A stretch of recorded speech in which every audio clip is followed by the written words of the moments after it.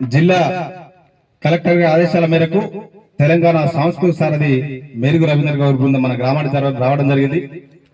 పరిసరాల పరిభృత ప్రభుత్వం చేపడుతున్న సంక్షేమ పథకాల్లో భాగంగా మీ అందరి ముందు రాజ్యలక్ష్మి నోట ఒక పాట.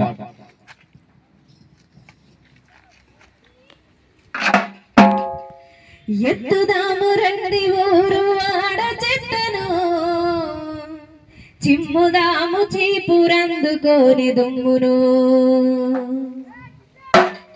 ఎత్తుదాము రండి ఊరు వాడ చెట్టను,